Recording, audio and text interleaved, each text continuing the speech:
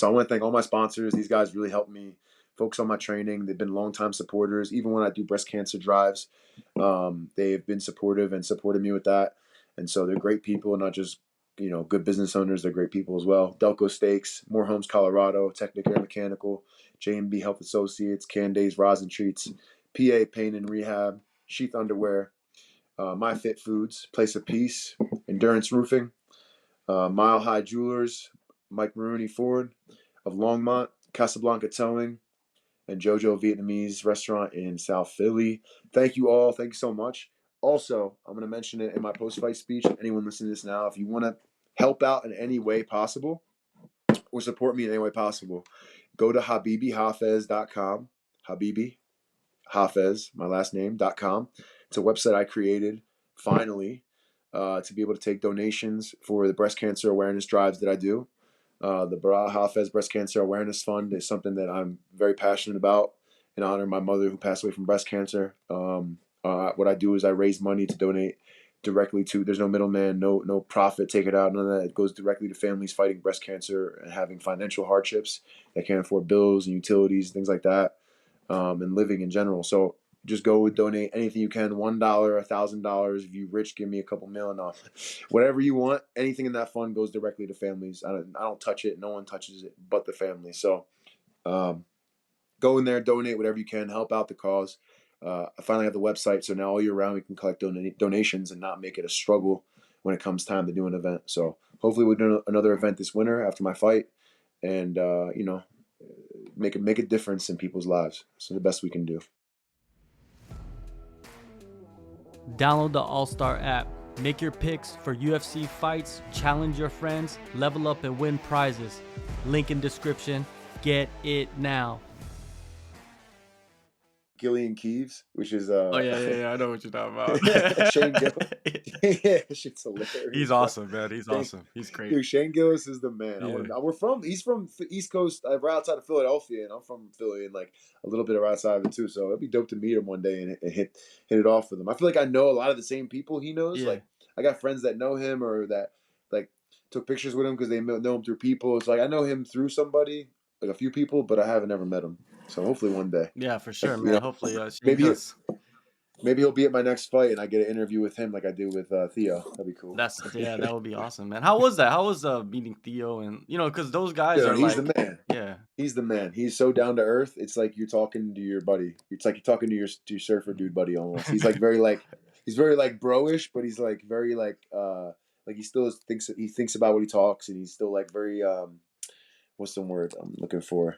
He's very good at like understanding things and talking about them and asking good questions. So like he came backstage when I was doing like the post fight presser stuff before like the it's like the little mini stuff before you go sit in that desk that everybody sits at with the UFC stuff behind you and you answer all the questions. And so he came back and he's like giving me respect and we just started talking and I'm like, yo, I appreciate it, bro. You're the man, this and that. And then we just hit it off. And then he's asking me this and that question. And the girl who's supposed to be doing the interview, she's like, I guess he's interviewing you. And I was like, yeah, let's go. Theo, you're interviewing me. So he's like, shit, all right. So he just took her mic and he's just like asking me like really detailed, deep questions. Like, what does it feel like when you're in there? When this happened, what did you think? Like he's asking me questions like this dude should work as an interview, as the UFC interviewer. And so it was cool. It was just like, it was dope talking to him and get to know him a little bit. He was him getting to know me. And then, he asked a bunch of questions, like really took over the interview and then passed the mic off and said, thanks, bro. I appreciate it. Respect to you guys. And I was like, yo, great meeting you. We took a selfie. And then my coaches were talking to him after he was walking away. And they're like, fight of the night? He's like, top one. Top one.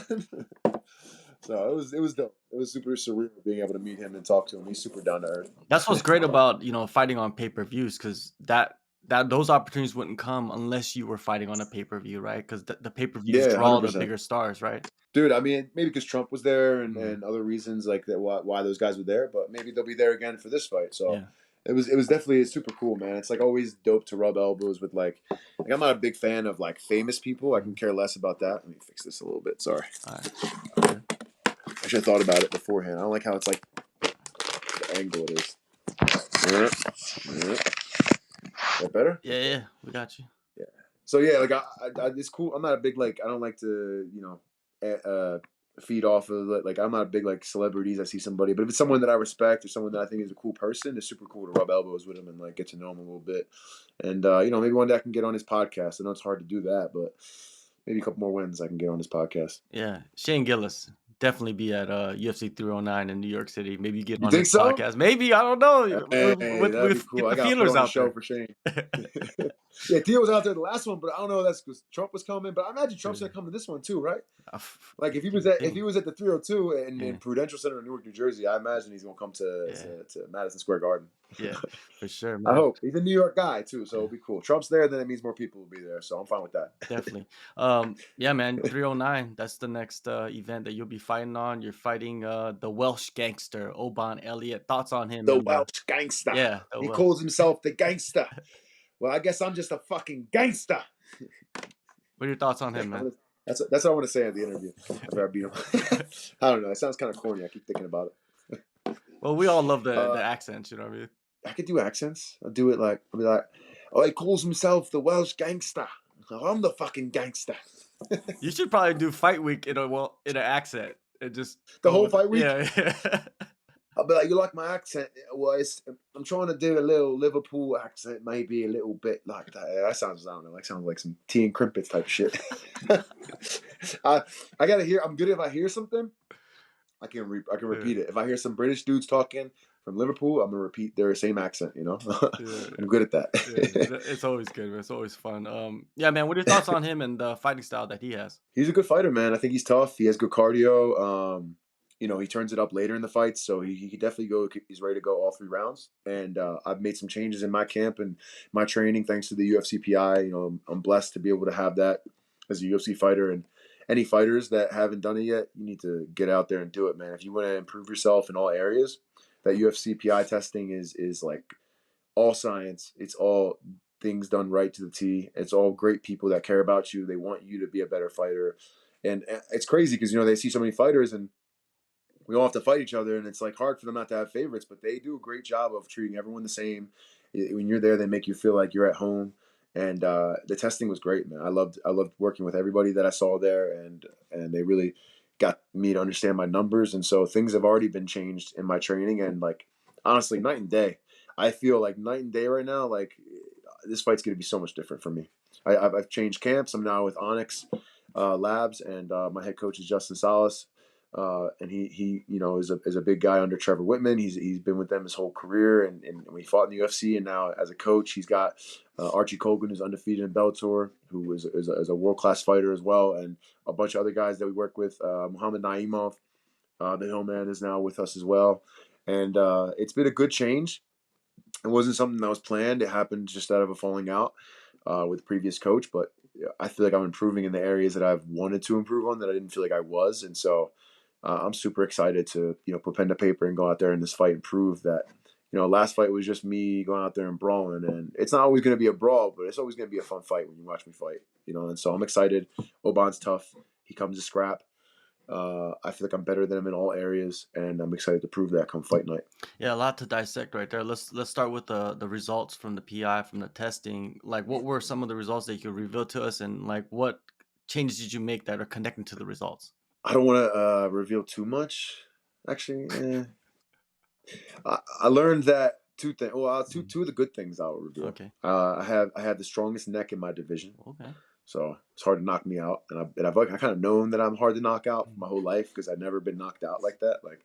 And I've been hit like pretty bad. Like, can you see which side is this scar? I don't know which way this is facing. Can you see that scar? People probably see that scar. That's from a baseball bat when I was a kid. God damn. I didn't get knocked out with that. And my whole career of training, I've been hit. I spar with like heavyweights sometimes. I spar with light heavyweights. I'll spar with middleweights. Like, I don't care. Like, I went to, I'll go to Extreme Couture. I'll spar with, it's not the greatest, smartest thing to do as a welterweight, but, I feel confidence in my body and my chin. And so, yeah, I'm hard to knock out. I'm hard to daze. And anything you might have seen, like, it was all just being tired. Like, if I look like I was dazed, that was just me being exhausted. Like, JDM fight, that dude hit me with the kitchen sink. And the only reason I was shooting at that point was because I was so tired that I was like trying to understand what I can do so I don't stay in the same position and they stop the fight. So I was just like, oh, shoot, because it looks like action. They're not going to stop the fight off that. And so, Yeah, no, I mean, I found out I got the toughest neck in my division, and I found that I got the best reaction timing in my division. And I feel like I didn't even do that good on the reaction test. So I'm always improving. I'm trying to improve everywhere, and that testing really is something that is unique, and I'm grateful for it. So I'm going to continue to go out there and keep up with them, and take advantage of being a UFC fighter and what they have to offer there. Yeah, it's pretty wild how science is now starting to kind of get integrated into fighting. Before it was just like there was no testing. I don't remember people taking testing like 5 years ago, to be Yeah. honest. I mean, it's a matter of time because in reality, like as what you do as a fighter, every single thing you do translates to that cage in that cage. If you ate like shit, you're gonna feel like shit and look like shit in that cage. It's one of the only sports where it's like, dude, we're in there in our underwear, and every single thing we do shows. Like, you can't get like people. I see guys like maybe in the regional or guys that before try to get away with like that biting thing or like just random shit. And it's like you can't. Every single thing is on video. Like everything you do. If you fart in there pretty loud, it might be heard. Like it's very like so to go into something like that. You have to be on point in every single area of your life. Your training, your recovery, your mental. It all has to be. You have to be firing on all cylinders. And when you don't fire on all cylinders, you can see that. People can see that in the fight.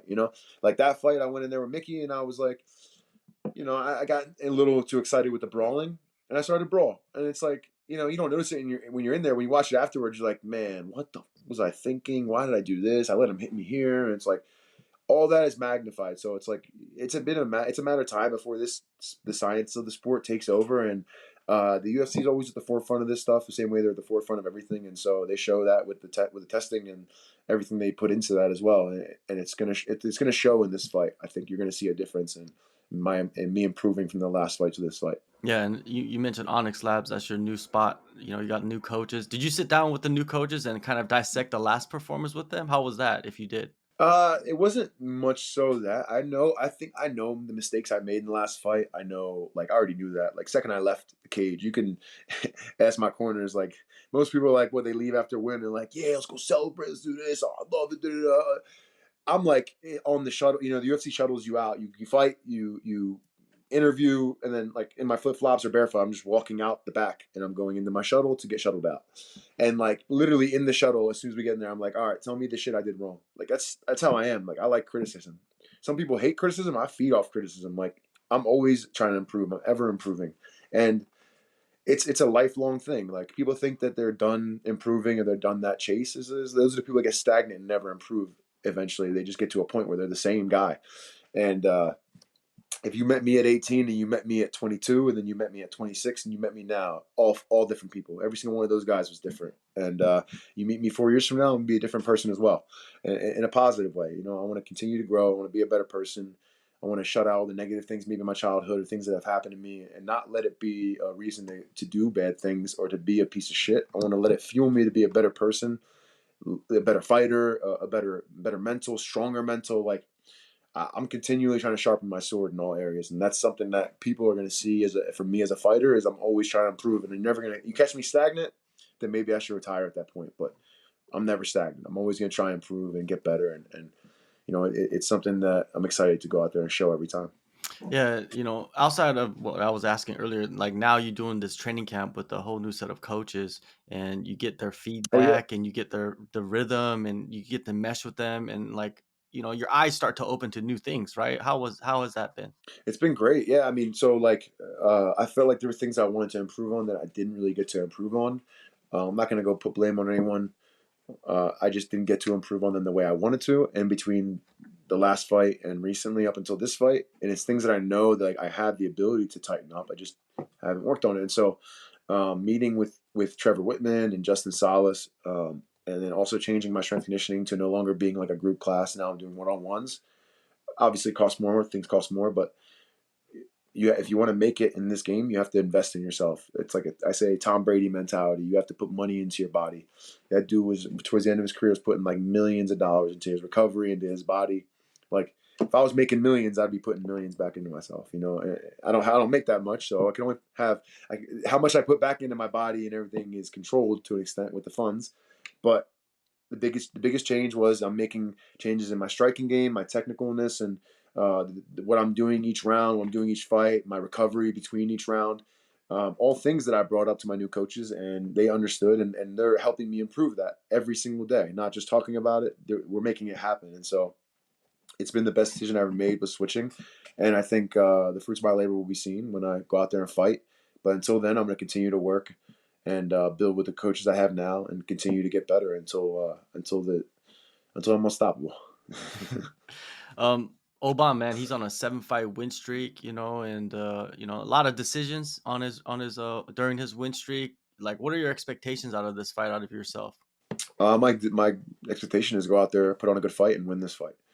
I see Oban fight. I'm familiar with him. I feel like I'm better than him in all areas personally. That's the truth, and I believe that. And if I didn't believe that, then I'm in the wrong sport. But I believe I have a better chin than him. I believe I can knock him out or TKO him. I believe I'm a better grappler than him. I believe I'm a better wrestler. And look, people might look at my last performance and say, dude, that was sloppy or this and that. Or like, man, that was the best Mickey I think the UFC has seen. Like, dead up. You can watch all of his fights. And I prepared for that best Mickey. Like I did. I didn't think that best Mickey was going to show up. I'm not going to lie. I'd be lying to you if I said, like, nah, he really is. He really is improving on those areas that he talked about. No, he did. Like, that Mickey, I think, was the toughest Mickey and best Mickey that the UFC has seen. And look, he's getting better. He learned from his mistakes, I think. He's not a horrible person. He just maybe got caught up in the wrong things. He got, rushed into the limelight too soon. And instead of letting the limelight build him as a fighter, I think he just kind of took advantage of the limelight and then focused on the fighting aspect. And that was best Mickey I think people seen. And I got a little sloppy in there and a little reckless, and because he hit me a few times, and I was like, man, that shit don't even hurt. And so I just, even his best shots, people might say, like, and the announcers say, oh, Bassil's hurt. I mean, like, they're saying that while I got hit and then I walked him down. I'm like, how am I? What? It'll be like, I think one time Joe or someone was like, oh, he's on his bike. I'm like, I'm backing him up. What the you watching, yo? Who you watching another fight? I'm like, what? I'm not dead up, yo. That bothered me. I think they're just saying that to get the rise out of the whatever commentary, but some of the things they were a little way off on. Like, not one punch from Mickey fucking hurt me, bro. I'm sorry. Like, and if anything, it was like I got too confident in him not hurting me that I was just like letting him hit me after I'd strike, and it's like, yeah, I can't do that, because it's not just about, oh, I got to prove and show how tough I am. It's, man, that could win him the fight. Judges are looking at it like that's winning him the fight because he's landing strikes, and so I'm trying to get away from that brawls mentality, but still keep it. And so that's the biggest thing I think I'm changing in this camp, to be calm, be smart, be technical. And then when it's time to brawl, I still have that in me. That's never going away. But to make sure that I'm doing the right thing so that I am winning unanimously on all judges if I can't finish him. So I'm excited to go on there and test myself against Oban. He's 20-something spots ranked higher than me. He's 7-fight win streak, 3-0 in the UFC, including the Contender Series. And hopefully he'll be 3-1 come soon. November, man. The new rule changes come into effect. 12 to 6 elbows will be allowed, and then grounded opponents. You can't do the 4 points. You can't do that anymore. Have you Wait, thought what's about this? changing? What's changing? No, I have no idea. Okay, so 12 to 6 elbows were illegal, right? You remember John Jones was Yeah, disqualified for it. Now those are they legal, which I don't think makes a huge difference. Not on the they ground. changed it in New York. Right? They No, changed it in New everywhere, York. everywhere, unified Oh, everywhere. everywhere. Hell yeah. Okay. Okay, and Hell the yeah. definition of a grounded fighter, so you can't sit on the cage and be on a 3-point stance or 4-point stance. You can't do that. If you do, you can knee them, kick them in the head. Now, starting November, Oh, so it's all into nice. effect. Okay. Yeah. All right. What do you This think of is gonna that? be fun. I like it. I like it. I mean, look, we already have enough rules protecting us for it to be a fight. If you were scared of a little more violence, and you're in the wrong sport, like I said, no one wants to think, damn, can I throw this elbow when you throw an elbow? And no one wants to think, damn, this dude keeps touching the ground. Can I hit him? Like, either you stand it up and you facing me, or you're on the ground. And it's like, I think it's smart. I think they should change it sooner. And I'm happy they changed it. And if I fall victim to it, then that's life. It's interesting because the first few events, I think people are gonna maybe they know, but they're not gonna be, in the fight. They might not be like cognizant of it until someone gets knocked out or something happens. You know what I mean? Or the referee I fucks mean, up. I don't really. I feel like I'm so violent in there. Like, there's times where I almost disqualified myself. Like when I fought Evan Cuts, I hit him with an overhand and he dropped. Where it would have been like the new rules, I'd been good, but the old rules, I definitely would have got disqualified. And I tried to throw like a knee right to his face as he had one hand down. Thank God I missed like this much. But like, no, if anything, I have less to think about. I could just be more of myself. I could be a beast, you know. So, and like to me, I have one hand on the ground. I never really done that. I never played that game. It's either you get up or you stay down. And so like, I feel like I never really am thinking about like in my hand down, or if I just like I said, it's just less for me to think about. And if I'm in that position, I still respect the punch the same way I respect the elbow. So I'm already thinking like I don't want to get hit here. Like it's a bad spot. I got to figure it out. I got to change my position. I got to do something. So yeah, I'm excited for the rule changes. That's dope that they did it. I didn't even know they were doing that. I think I heard something, but I didn't hear a lot like in detail. So yeah, it's gonna be cool. Yeah, It's gonna be definitely cool. cool, One man. more. November 16th, UFC 309, Madison Square Garden, the Mecca, they say. Thank you so much, man, for taking the time. Always good chatting with you and catching up, and Oh all the yeah, best, bro. man. I appreciate it, bro. I'm excited. It's gonna be the biggest fight of my life, and being able to fight in Madison Square Garden is a dream come true. If you guys are tuning in, make sure you bring your popcorn, wear your helmet, and bring your seatbelt. It's gonna be a fucking crash course. And Shane Gillis, make sure you there, man. Yeah, Shane Gillis, if you there, bro, we gotta link up. Come backstage, say what's up. Bring Theo. We'll fucking smoke a joint. We'll do it up, bro. Let's have a good time. There you go. Or maybe I catch you. Maybe I'll catch you in Philly somewhere. I'll take you to my brother's pizza shop and we get some pizza. You know, he got a spot in Westchester, PA, and that's not far from where he grew up, and he's familiar with that area, so it'll be cool.